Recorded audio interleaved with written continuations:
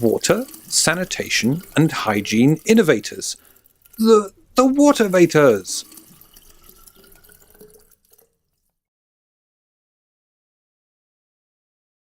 Hello, Roger and I are here, the co-founders of the Water Stink blog, which we started 9 years ago in January 2009.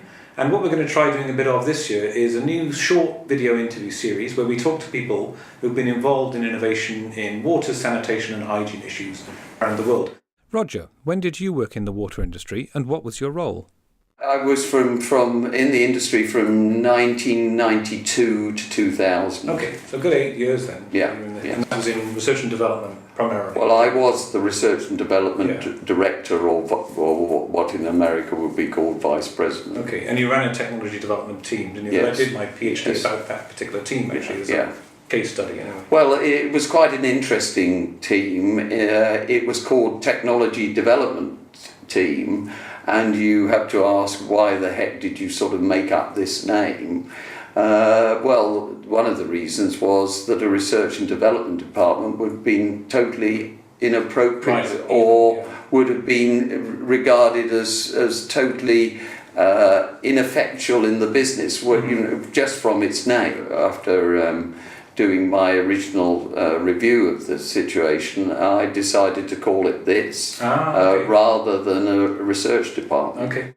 How did you find the culture when you joined the UK water industry? I had come from industry, large industrial chemistry, had never been in the industry before, and was absolutely amazed by people who would say to me, well, you may be the R&D director, but you don't really know what's going on, because to actually understand the water industry, you have to have been in it man and boy.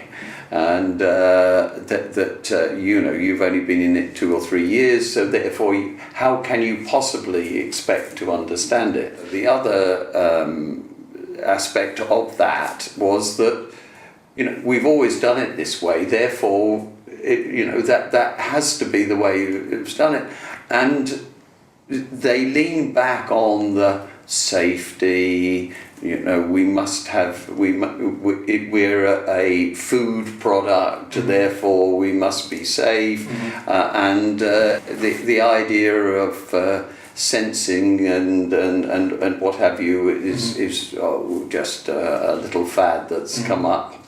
Now I'm describing the water industry in very from personal experience, but I do think that there is a culture of this type in water industries throughout the world.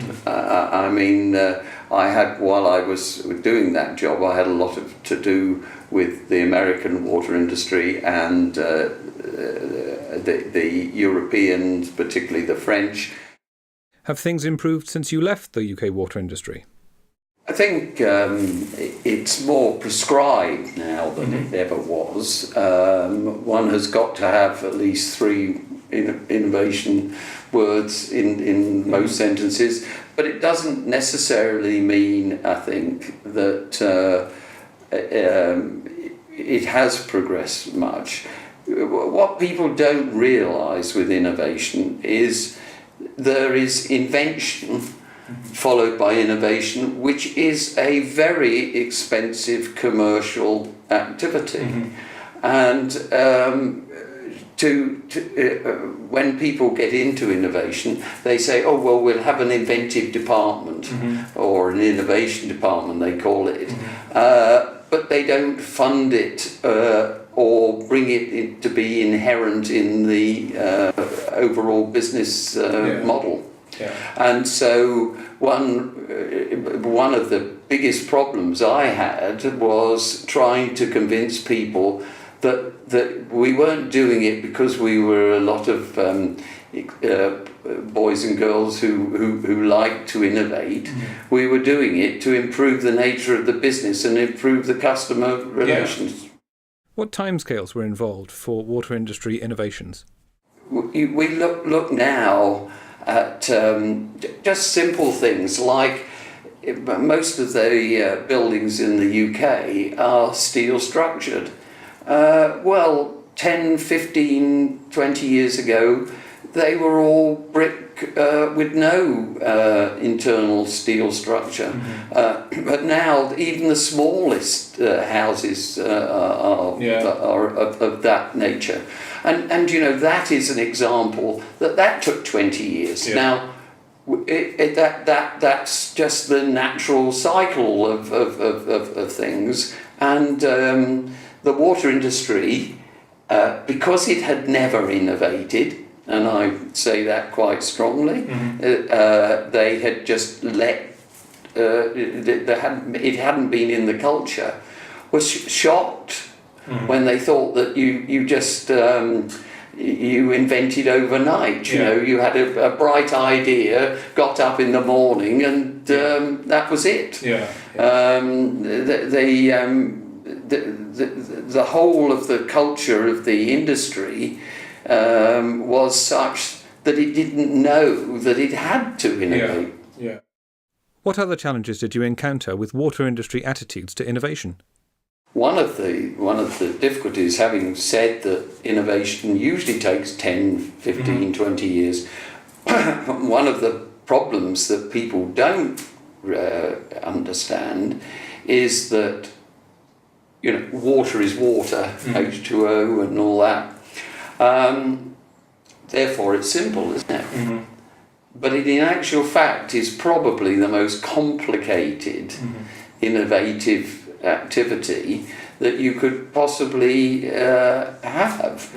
But because it hasn't been looked at for such a long time, dare I say, it's an easy area to innovate in, particularly with new materials. You mentioned plastic pipes, but also in terms of IT and all the activities in that area. The relationship between water and energy is bigger than probably in any other industry in the world.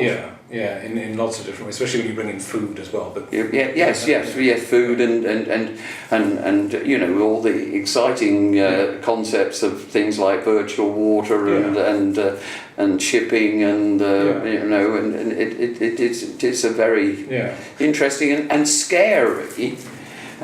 Because I think that so many people talk about global warming, but water and water scarcity is undoubtedly going to be the first sign of global warming. You know, to everybody. What is your own most innovative achievement in the water sector? The most innovative, and I know this is a cop-out, but the most innovative thing is getting people to think that things can change. Some of the modern digesters that are working these days and are one of the most efficient energy sources.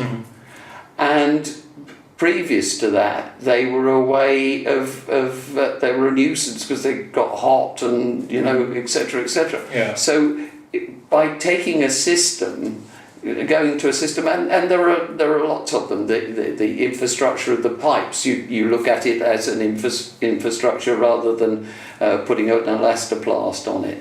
You know, all these things are processes that we drive cars, but they're very different to the Model T.